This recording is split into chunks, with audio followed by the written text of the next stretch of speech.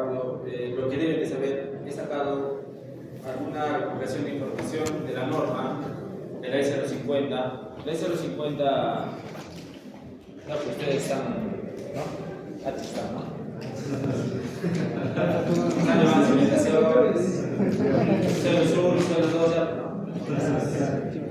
Por aquí, de frente, acá.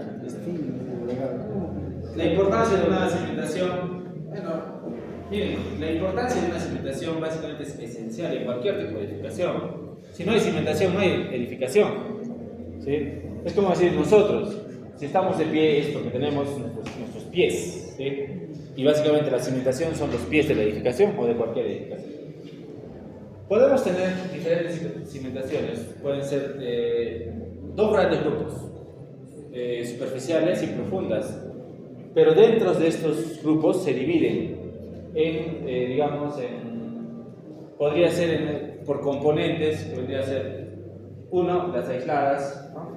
O sea, dentro de los dos grupos existen tipos de cimentaciones, aisladas, corridas, combinadas, ¿no? Plateas de cimentación, ¿cuál más? Conectadas, con vigas de conexión, ¿no? Entonces existen tipos de cimentaciones superficiales. Básicamente el propósito final de una cimentación es que ésta va a recibir toda la transferencia de cargas que va a realizar y la va a transferir al suelo o al terreno, ¿sí? Entonces eso es simplemente cimentación, ¿no? Por ejemplo, acá dice: el éxito de todo proyecto de construcción radica en la calidad de las cimentaciones. Si yo tengo una cimentación bien concebido de mala manera o de mal cálculo, básicamente va a fallar mi edificación, ¿no? Entonces, ahí podría verificar algunos casos. Acá tengo este es un videito. Vamos a ver este video que dice.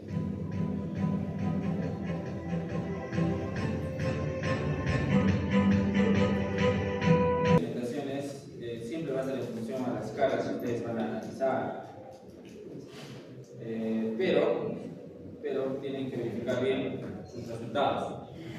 Si tienen un mal metrado de cargas, todo está mal. Desde ahí está todo mal. Por acá tenemos cimentaciones, esta parte de la estructura que transmite las cargas al suelo, ¿no? Cada edificación demanda la necesidad de resolver un problema de cimentación, y en la práctica se usan cimentaciones dos tipos, ¿no? Profundas o superficiales. ¿Qué más dice? Las cargas se trasladan de la estructura al terreno de apoyo al atravesar el contacto entre dos medios, cuyas propiedades mecánicas son casi siempre diferentes. Entonces acá también tendríamos que verificar cómo son los temas de los escuelas, esto de acá, de la norma también que sacado. Todos los suelos, excepto excepcionalmente duros o compactos, o materiales rocosos de excelente calidad, son compresibles. Es decir, son susceptibles de sufrir daño bajo la acción de algunas cargas, no solamente cargas por gravedad, sino cargas sísmicas también, más que todo las sísmicas, ¿no? Que son de gran magnitud, ¿no? Las condiciones del edificio, la estructura, los tipos de edificio, los edificios de escasa importancia, ¿no? Vamos a tener un casito de carga. Las cargas se transmiten. Acá tenemos un caso, ¿sí? La sesión 9 es un caso de cimentaciones, ¿bien? Un caso de cimentaciones en laderas. Tenemos que tener en cuenta que las laderas, o en cimentaciones en laderas, es más crítico. Dice, las viviendas en laderas en Lima, acá se ha hecho un estudio en Lima, caracterizada obviamente por la construcción, ocupan más del 30% del área urbana, en una complicada topografía que genera alta vulnerabilidad. Entonces acá, por ejemplo, se ha estudiado 15 viviendas de las cuales se ha verificado cómo son sus condiciones de su cimentación, cuáles son las cargas que están ejerciendo y cuál son la solución que se les puede dar. Por ejemplo, miren este primer caso. Ahí la cimentación, o básicamente las columnas que están transfiriendo la cimentación, solamente está para soportar su escalera, ¿no? La escalera. Pero probablemente, esta haya estado hasta un poco más ejemplo acá, miren, hasta ahí se ve, ¿no? que está desprendiéndose el terreno. Poco a poco, al desprenderse ese terreno, básicamente su cimentación va a estar colgando, ¿sí? Porque ¿dónde se va a apoyar? ¿Dónde? No hay prácticamente un suelo firme ahí, ¿no? Entonces, miren, ¿cómo sería la transferencia de esta? Si la otra formulita que está más larga todavía, ¿no? ¿Cuántos metros ahí será? Unas 7 metros, 6 metros, ¿no? De columna, en esta parte. Acá, ¿no? Miren hasta acá. ¿Cuántos metros le echan ustedes? 6, 5, 6, ¿no? 5, 6. ¿Y la profundidad de desplante? ¿No? Se supone que la norma es 0,50, dice. Aquí llama profundidad de desplante. Este es mi nivel de terreno natural, ¿no? Nivel de terreno natural. Y si yo voy a tener una formulita, por acá, este es mi zapata. Mi profundidad de desplante es desde el nivel de terreno natural hasta la base de la cimentación. Este es D sub F, ¿no? Eso tengo que considerar. ¿Sí? D sub F, profundidad de desplante. ¿Quién me lo otorga esto? El estudio de mecánica de suelos. ¿Quién? El especialista. ¿Quién? Un civil puede ser un geólogo. Entonces te dirá, bueno, para dicha edificación se recomienda utilizar tal tipo de concreto a una profundidad de desplante no menor de 1,70, no menor de 1,80, no menor de 2. ¿Por qué? Porque se supone que se tiene que hacer una exploración hasta llegar a encontrar un suelo firme. Ahí recién va a cimentar. ¿Sí? Eso lo dice la S250, ¿no? Entonces, por ejemplo, acá, miren, raro, ¿no? Porque se supone que esto se está destruyendo. Y por acá, no sé, por acá está enterrado por su zapato, ¿no? Ahí está enterrado. Y el desnivel que tiene, por ejemplo, este de acá será 3 metros y este de acá será 5 metros. Y este de acá 4. Algo así. Acá 2, digamos, ¿no? Solamente para sus escaleras, ¿no? Entonces también hay que verificar. Acá tendríamos que ver, o esta evaluación que se hace está en función al picado que se hace. El picado básicamente sirve como un muro de contención, pero rústico, ¿cierto? Entonces, eso tengo que verificar acá. ¿Qué es lo que se ha propuesto? Por ejemplo, mira, su picado solamente era así. Pero ¿cuál es la propuesta? De que tenga morteo, para que pueda adherirse más, ¿no? Entonces, tiene una mejor resistencia a la botella. Acá igual, miren, esta era la que hemos visto, ¿no? Acá igual existen otras columnas, ¿no? Muros de contención. Entonces, ¿cuál es lo ideal que se debe de hacer? Si yo tengo, por ejemplo, ese tipo de edificaciones en laderas. Uno, o sea, lo ideal es que sea así, ¿no? En una planicie se construya. Pero tengo que verificar cómo es por el terreno. Entonces, acá ya existen dos casos. Uno, si trazamos nosotros las pendientes, por ejemplo acá miren, tenemos una pendiente de 45.5% en función a sus cruces nada más o a sus distancias, ¿no? Entonces, si yo quiero, digamos, construir esta vivienda o este colegio, ¿qué es lo que tengo que hacer? Tengo que verificar cuánto voy a excavar, ¿sí? Cuánto voy a excavar y cuánto voy a rellenar. Eso es lo que tengo que ver, porque tengo que dejarlo plano, pues, el terreno. ¿Para qué? Para que mis cimentaciones no me afecten, ¿no? Para que las cimentaciones no afecten. Igual por acá, ya teniendo una pendiente muy alta, igual tendría que verificar cómo hago esto. Acá igual, cuánto es la excavación y cuánto es el relleno. Tengo que mejorar también seguramente el terreno. Y acá poner un muro de contención, por acá tener otro muro de contención, algo así, ¿no? Luego tengo, igual, acá por ejemplo, miren, ¿qué es lo que pasa acá? Lo que pasa es que las cimentaciones ya no son continuas, tienen desniveles. ¿Y cómo sería su cimentación? Para la primera voy a tener que rellenar, relleno, y esta parte no escapa. Pero tiene que tener pues, un soporte. Este es mi soporte y este es mi soporte. En cambio, este de acá no había nada, era muro nada más. Tengo que verificar eso. Entonces, ¿cuál es la conclusión que se ha llevado a estos 15? Les he colocado las más críticas nada más. Dice, mediante la evaluación de 3 tipos de viviendas en ladera, el estudio busca a partir de parámetros de vulnerabilidad identificar una clasificación consistente. Esta clasificación contribuye a establecer un diagnóstico que, discutido más adelante con autores locales expertos, se pueda ponderar, identificando índices y definiendo recomendaciones específicas al relacionar el emplazamiento y los tipos de PIRCAP. Más que todo acá estamos analizando para un PIRCAP, ¿sí? ¿Cómo es ese PIRCAP? ¿Cómo el proceso de construcción de la vivienda? E identificar el incremento de la vulnerabilidad física contribuye a un mejor panorama de estos detalles. Acá igual es lo mismo. Acá hay unas preguntas que quizás se hace o que quizás me hago. ¿Cuál fue el propósito de realizar esta investigación? Según el caso práctico, describo con sus propias palabras el mejor reforzamiento con PIRCAP, y de los tres casos vistos mencioné cada uno pro y el contra.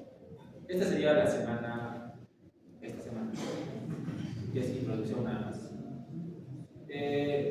Y lo otro vendría a ser ya la semana 10, que tenemos que adelantarnos para hacer siquiera 2 ejercicios de simulaciones. Esta es la semana 10. La semana 10 ya está relacionada con análisis y diseño de zapatas aisladas. En el sílabo menciona zapatas corridas, pero el diseño es el mismo. Siempre vamos a diseñar para 1 metro o para una franja de 1 metro. Y por ejemplo, si yo por ejemplo tengo una zapata aislada, es esta de acá, ¿no? No sé, digamos de 4 metros y de 3. Voy a diseñar para una franja de 1 metro y le multiplico por la cantidad, ¿sí? Para una zapata corrida, será pues esta de acá, ¿no? Algo así.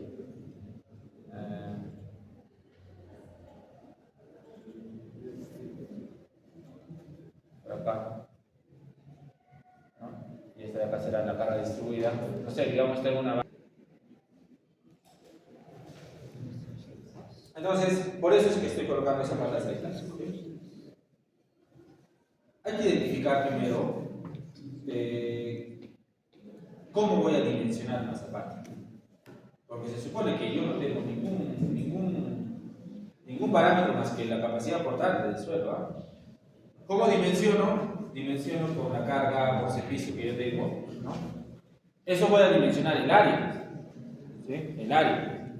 Pero ¿cómo dimensiono la altura? ¿En función a qué creen que dimensiona la altura?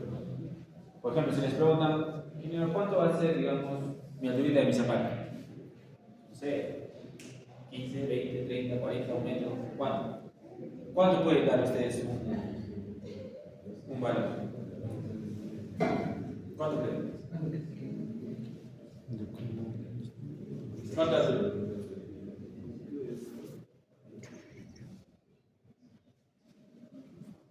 ¿Cuánto de altura creen que se debe dar?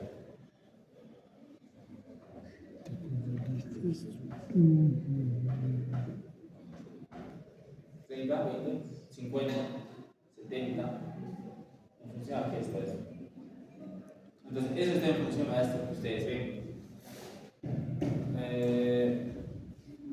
Un caso práctico es lo siguiente, y esto grábenselo bien. Dice que cuando yo calculo la longitud de desarrollo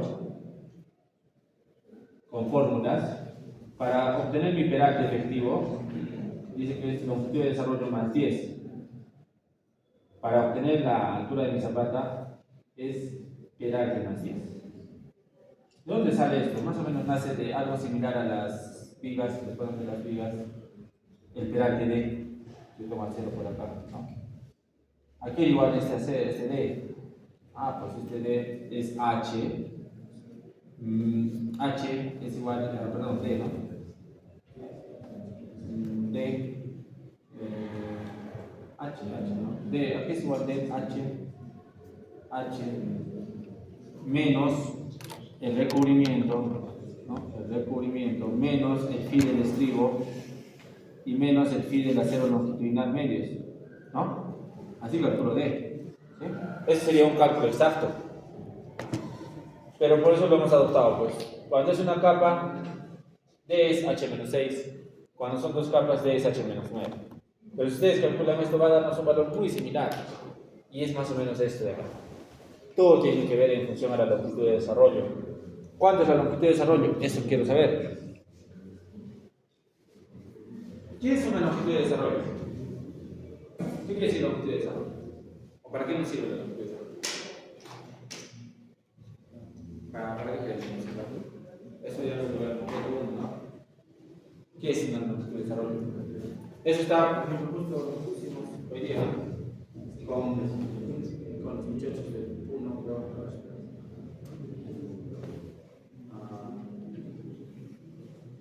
Todo eso está en ese tema, adherencia, ¿no? Adherencia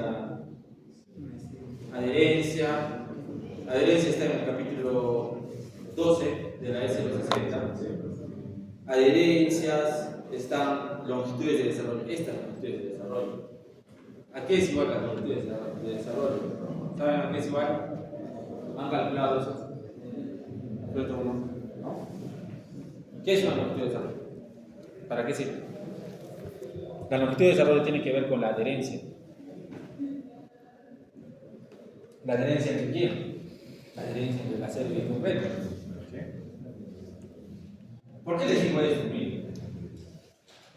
Porque si yo tengo una columna, esta es una columna y esta es mi viga, mayormente se da en esa unión. Acá. Ahí se da la longitud de desarrollo. ¿Sí? Pero yo tengo que verificar si es una longitud de desarrollo a compresión o a tracción. Entonces, estas de acá son a tracción. Miren, es que tienen que darse cuenta de algo. Si yo tengo, por ejemplo, acá, columnas de 30 por 30, vigas de 25 por 50, ¿no? Esto es según mi predimensionamiento, pues, ¿no es cierto? Entonces, por ejemplo, tengo 30 acá, ¿no? 30. Pero en la unión, ¿qué requiero? Requiero que mi acero, tanto superior e inferior, penetre a mi nodo, ¿sí? Esto es longitud de desarrollo. Eso es longitud de desarrollo. L sub D. Atracción. ¿Y qué pasa si mi longitud de desarrollo sale 42.50 centímetros? Esto está en función al acero, ¿eh? En función a un físico. ¿Qué hago? No, más allá del doblado. Este es un doblez. Este es un doblez. No tiene que ver. Esta es la longitud de desarrollo. Es lo que requiere penetrar. Es lo que requiere penetrar. ¿Qué tengo que hacer? No puedo trabajar por 30 por 30. ¿Por qué? Porque se supone que mi acero va a estar colgando entonces, ¿no? Tengo que ampliar sección. Eso pasa mayormente en las placas. Por eso mis placas son muy largas. Hay más bien el acero sí penetra, porque son placas de 1 metro, 2 metros, ¿no? 1,50 metros. Entonces acá viene tengo un ejemplo. Esto se trabaja con este capítulo 12.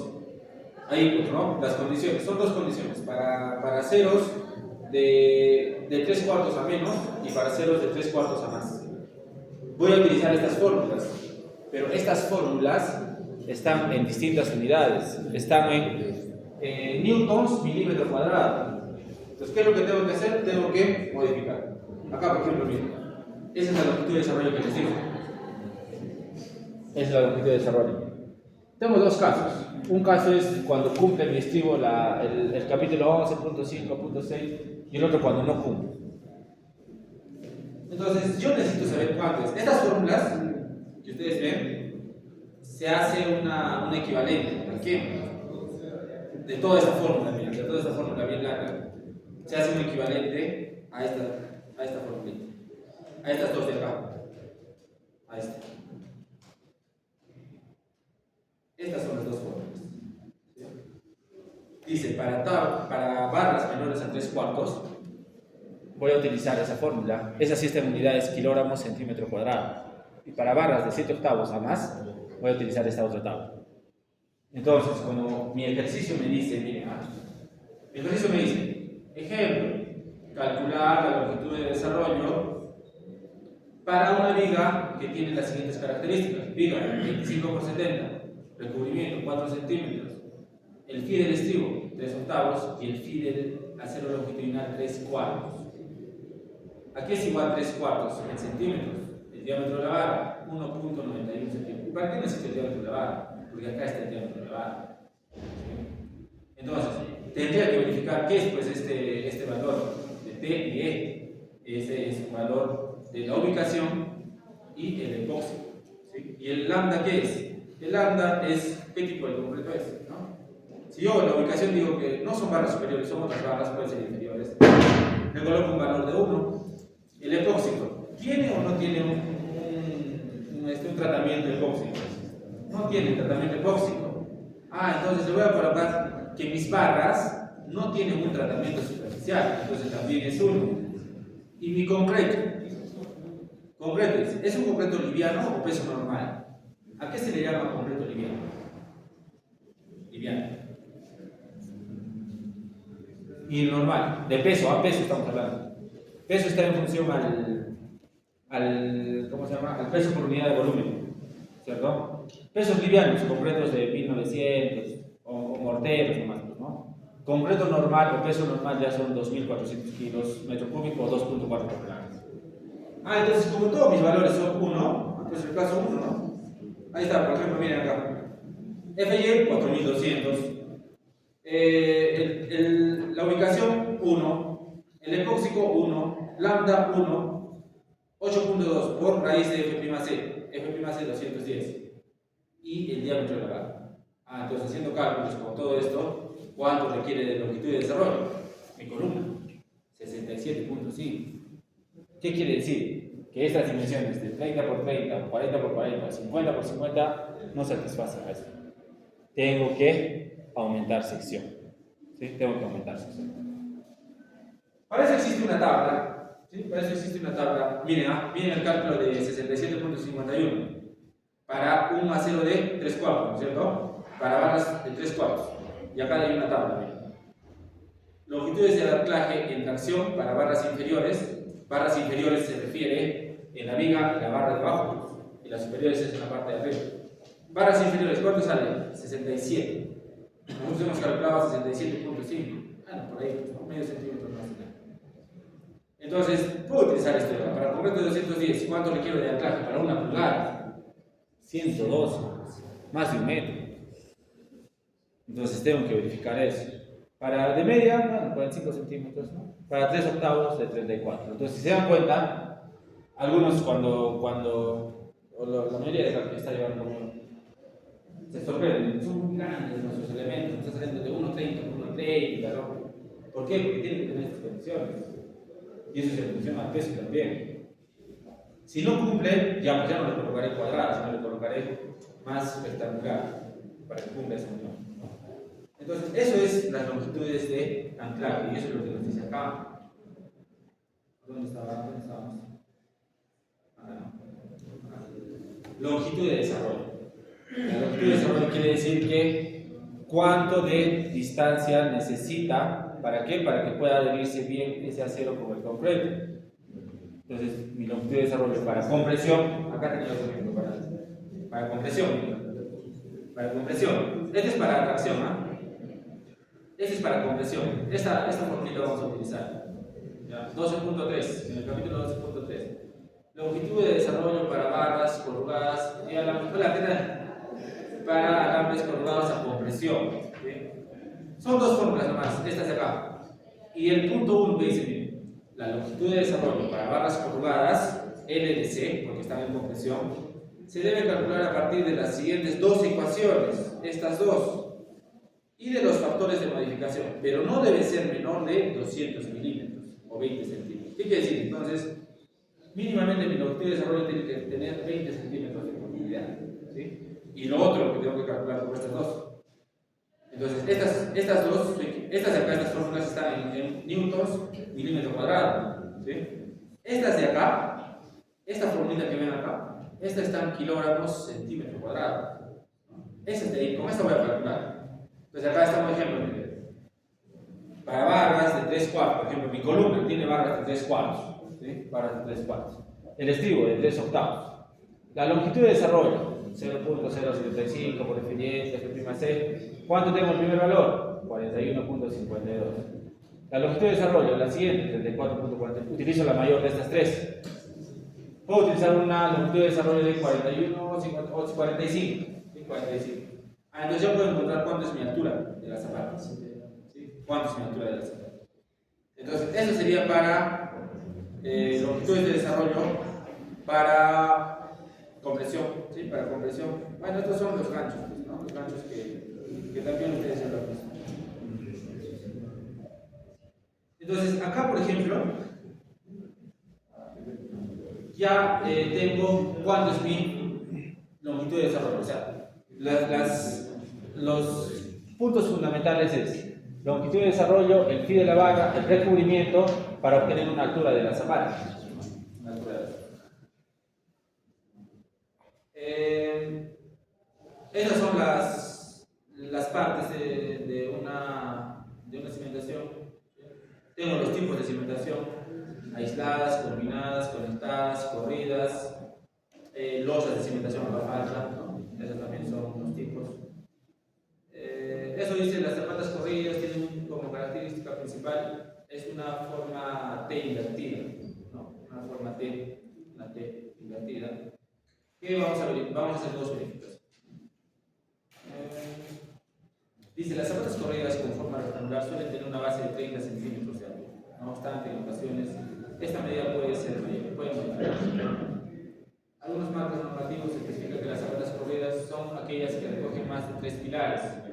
O sea, ahí tendría que verificar que sean continuos. Acá ya ingresamos, ¿sí? Este es el tipo de cimentación. Para dar la elección a un tipo de cimentación, voy a tener en cuenta mucho el tema de 4 aspectos: resistencia y la compresibilidad de los estratos del suelo, ese es el primer caso. Caso 2, la magnitud de las cargas de las columnas. Caso 3, la ubicación de la napa freática. Y caso 4, la profundidad de la cimentación de las edificaciones vecinas. Punto 1 es, tengo que verificar si existe o no existe y cuántos son los niveles freáticos que yo tengo. Por ejemplo, acá tengo 3: suelo 1, suelo 2 y suelo 3. Ese suelo 1 me va a dar una capacidad portante 1, el suelo 2 una capacidad portante 2 y el suelo 3 una capacidad portante 3. La capacidad portante es lo que me interesa para diseñar, para dimensionar. El punto 2, la magnitud de las cargas. Dice. Obviamente, si yo tengo una carga, por ejemplo, son dos casos: mi carga 1, ¿sí? Mi carga por servicio 1, carga por servicio 1. Si la carga por servicio 1 es mayor a la carga por servicio 2, automáticamente mi área 1 es mayor al área 2. ¿Sí? Son equivalentes desde acá. Porque si tengo mayor carga, tengo mayor área. No puede ser pues al revés, ¿no? En el caso 3, tengo que verificar niveles freáticos máximos y mínimos. Y en el punto 4, tengo que verificar las cimentaciones vecinas que existen. Porque si yo quiero verificar un edificio de 8 niveles y tengo vecinos de 4 o 3 niveles, su cimentación es más superficial. Y cuando yo haga excavaciones, mi cimentación va a ser más profunda. Al ser más profunda, puedo dañar estas cimentaciones, ¿no? Tipos de cimentaciones superficiales, que vendría a ser esta una corrida. La corrida soporta cargas uniformemente distribuidas. Las aisladas. Aisladas vamos a tener dos cargas: concéntricas y excéntricas. Esos dos ejemplos vamos a hacer: una carga concéntrica y una carga excéntrica. Puede existir esos dos, miren: una carga uniaxial, o sea que tiene solamente una excentricidad, y una biaxial, que tiene dos excentricidades. Zapatas combinadas, las zapatas conectadas también, ahí son las reacciones últimas del terreno, y cimentaciones continuas. Desde acá, esta parte grábense bien, porque esto es la determinación de la presión neta o efectiva del terreno. Si tenemos este estrato, y por ejemplo tenemos una altura de profundidad de desplante X, siempre vamos a determinar la presión neta o efectiva. Ahí está la sobrecarga, están los falsos pisos, la altura de los estratos, en este caso suelo 1, suelo 2, suelo 3, y si existe, por ejemplo, si existe acá un nivel freático, miren, un nivel freático, automáticamente lo que se tiene que hacer es dividir en dos. Dividir en dos. ¿Cómo calculo mi Q/T o mi capacidad neta efectiva? Es este de acá. Q/T es mi capacidad portante que está actuando acá, menos todo lo que está por encima. ¿Sí? Menos todo lo que está por encima. ¿Qué voy a tener por encima? Mi altura de la zapata por el peso específico de la zapata, menos mi altura del suelo 1, peso específico del suelo 1, menos la altura del suelo 2, peso específico del suelo 2, menos la altura 3, el suelo específico 3, menos la altura del falso piso por el peso específico del concreto en el falso piso, y menos la sobrecarga. Así voy a obtener mi... Este método es un método más conservador. Más conservador. O sea, aquí quiere decir que nos va a salir un área más grande que las normales. Consideraciones generales para el diseño de cimentaciones. Son el primer aspecto, determinación de la presión neta o efectiva, que es lo que les dije, ¿no? Dimensiones de la zapata. ¿Cómo dimensiono la zapata? Tengo que calcular cuánto es su carga por servicio y su carga última. Ya sabemos, carga por servicio están cargas muertas, vivas, de sismo. Entonces, ¿cómo calculo mi área de la zapata? Mi área de la zapata es igual a la carga por servicio entre una capacidad neta o efectiva de carga. ¿Sí? Y acá es lo que les decía, las recomendaciones de la norma. Tengo que calcular estos tres primeros puntos. Longitud de desarrollo 0.008, diámetro de la barra, por F', F''. La segunda es 0.004, no es 0.04, 0.004. Diámetro de la barra, por F'. Y la otra que debe ser mayor a 20 centímetros. De estos tres casos, elijo el mayor. Siempre elijo el mayor. Luego, verifico cuánto es mi reacción amplificada del suelo, porque es la reacción última del suelo, ¿no? En función de una carga. Y obviamente mi reacción del edificio, R sub S, tiene que ser menor a la reacción del suelo, porque ¿qué pasa si es al revés? Va a existir asentamiento, se voltea. Entonces tiene que ser menor al R último, siempre. Y solamente hacemos dos verificaciones. La verificación por corte y flexión, donde actúa a una distancia D de la cara de la columna, y este es el área. ¿Sí? Este es el área. Aquí es igual mi cortante nominal o cortante última al RU que hemos calculado por un área. ¿Quién es el área? Este es A por B. ¿Qué pasa si cumple? La cortante última es menor a la cortante absorbida por completo. Aceptamos la altura. Si no cumple, tenemos que modificar la altura. ¿Por qué? Porque va a sufrir corte, ¿no? ¿Y cómo calculo corte? Con sus ecuaciones de completo 1, phi por 0.53, F''C por B por D. ¿B quién es? B en este caso es la base, ¿sí? La base, o N es la base, todo. D quién es? D es el peral. Esa es la primera verificación. Segunda verificación por corte y funcionamiento. Acá necesito calcular el área del funcionamiento, el área del complemento del funcionamiento, el perímetro del funcionamiento y la relación de lados. Son formulitas nada más. Acá está la cortante última, siempre debe ser menor a la cortante absorbida por completo. ¿Qué pasa si pasan esas, o si cumplen esas dos verificaciones? Ya puedo irme al diseño. Para el diseño voy a utilizar las fórmulas que hemos utilizado, entonces no hay mucho que hacer ahí. Podemos verificar la conexión entre columna y zapata, podría ser. La verificación de longitud y desarrollo también podría ser, podríamos verificar. Y vamos a tener 4 casos de análisis. El primer caso son con cargas concéntricas, que vamos a hacer ese ejercicio. ¿Sí? Si se dan cuenta, la carga concéntrica genera una carga uniformemente distribuida. ¿Sí? Entonces, esto prácticamente pues, es muy sencillo de calcular, porque solamente es uniformemente distribuido. Caso 2, cuando la excentricidad es menor a L sextos. Acá tengo que verificar presiones. ¿Sí? ¿Dónde está actuando mi carga por servicio de este lado? Entonces esta tiene más presión y verifico presiones. Caso 3, que no se da mucho, es cuando justo igual cae, ¿no? E es igual a L sextos. ¿Quién es L sextos? L sextos es el núcleo central de la zapata. ¿Sí? Caso 3, una carga triangular.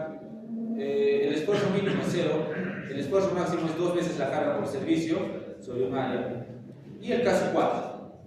Caso 4 que este es una falla muy grande.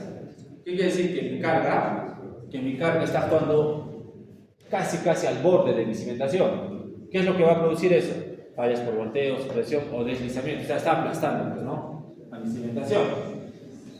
No se dan mucho estos casos, casi no hay en la vida real.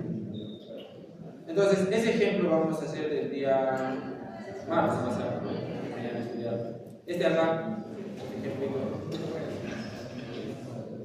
Vamos a hacer 2 casos, ¿sí? Uno, caso concéntrico y el otro con caso con excentricidad.